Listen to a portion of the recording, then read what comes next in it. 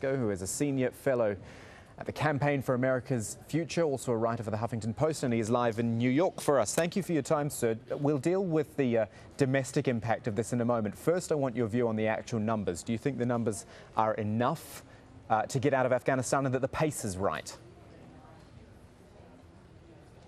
Well, I think a lot of people are going to agree that the pace seems very, very slow. Remember that President Obama increased the troop levels significantly in the second so-called surge, the Afghanistan surge. At this rate, those troops won't be gone for more than a year.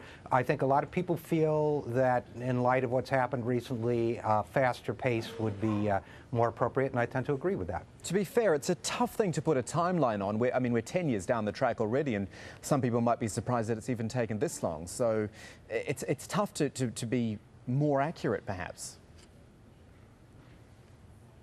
Well, I think the question here is there a well-defined mission? And I think a lot of people would argue that we don't have clearly set objectives, clearly set mission, and therefore, how can you set a timeline when you haven't defined a mission?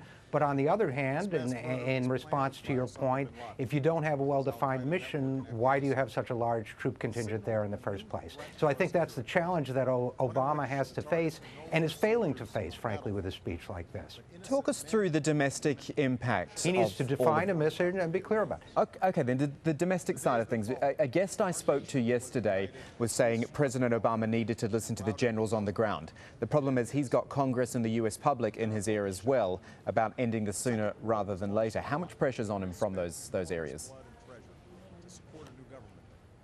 Well, I think there's enormous pressure in a country that is struggling with its own expenditure problems, that many people feel is not spending enough to restore its economy, has problems with a crumbling infrastructure. You know, the United States Conference of Mayors has asked the president to withdraw more quickly from Afghanistan and use that money to build the cities. I think he's under a tremendous amount of pressure.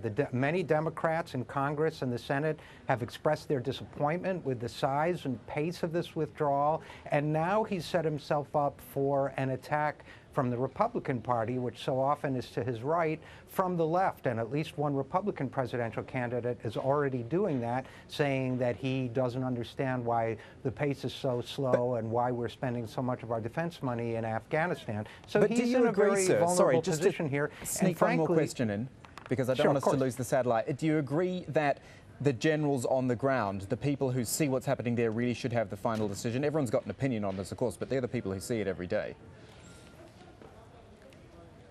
Well, I think that the generals on the ground are working for a government that believes in a civilian chain of command. And once again, I don't think anyone is clear what the mission is that the generals on the ground have been asked to carry out. And until that's defined for the American people, it can't be defined for the generals. Richard Eskow joining us from New York. Thank you so much for your time, sir.